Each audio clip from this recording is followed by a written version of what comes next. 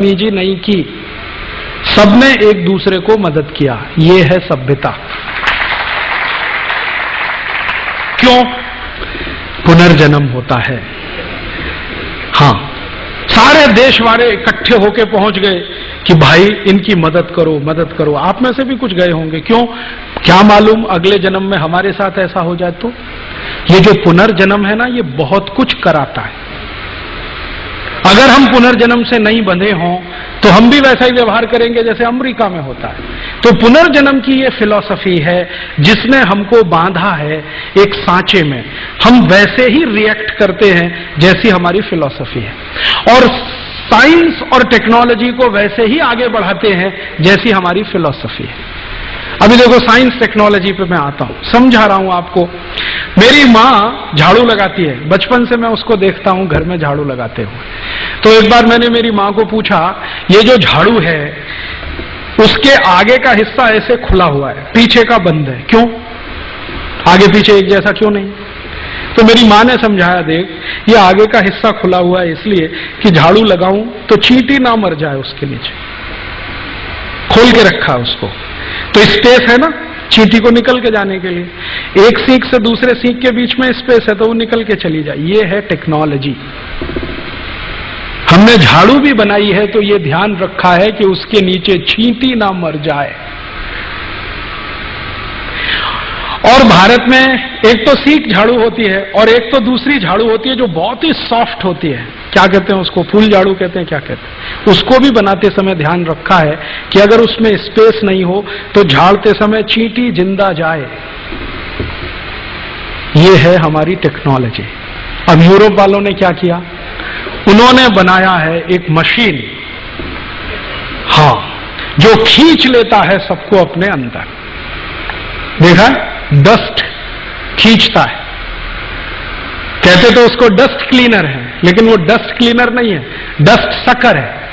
Dust को खींचता है और डस्ट के साथ चींटी को भी खींच लेता है, चींटे को भी खींच लेता है, कॉकरोच को भी, और सबको खलास करता है। ये है टेक्नोलॉजी। अब हम इसी में फंसे रहे हैं। हम तो पिछड़े हैं, झाड़ू बनाया है, वो तो बहुत आगे हैं, फॉरवर्ड हैं क्योंकि उन्होंने डस्ट सकर बनाया है। ये हमारी मूर्खता है। कोई अगड़ा पिछड़ा नहीं होता दुनिया। हर देश अपनी सभ्यता और अपनी मान्यता के हिसाब से आगे बढ़ता है। हमारी सभ्यता है पुनर्जन्म वाली, इसलिए हम जो भी करेंगे उसको ध्यान में रखकर करेंगे। हर जगह आप यही देखेंगे, हिंदुस्तान में जो भी स्वदेशी टेक्नोलॉजी बनेगी, आगे बढ़ेगी, उसमें हर जगह आप यही पाएंगे। अगर वो टेक्नोलॉजी किसी ऐसे व्यक्ति ने बनाई है जो खरा हिंदुस्तानी है, अमेरिका रिटर्न है, तो कबाड़ा करेगा इस देश में। हाँ, क्योंकि वहां जो देख के आया है ना कचरा, वो सब यहां चालू कर देगा। कहेगा क्या फालतू काम करते हो, झाड़ू लगाते हो, डस्ट सकर लेके आओ, उसको थोड़ी देर बिजली लगाओ, पों पों करो, खींच लो सब। अब उसमें कितनी चींटी मरे, कितने मच्छी, कितने मक्खर, उसकी कोई चिंता नहीं, क्योंकि उसको पुनर्जन्म में मतलब नहीं है। जो है वो इसी जन्म में है। फिर हम क्या करें? उसकी नकल कर करके हमारे घर में लेके आए, फिर अपने को कहें हाँ हम बहुत स्मार्ट हैं, हम तो बहुत फॉरवर्ड हैं, हम तो बहुत इंटेलिजेंट हैं, हमसे बड़ा मूर्ख कोई नहीं है। बिना अपनी सभ्यता को समझे हुए, बिना अपनी संस्कृति को जाने हुए दूसरों पर टिप्पणी करना और अपनों को उससे नीचे मान लेना, यही मूर्खता है।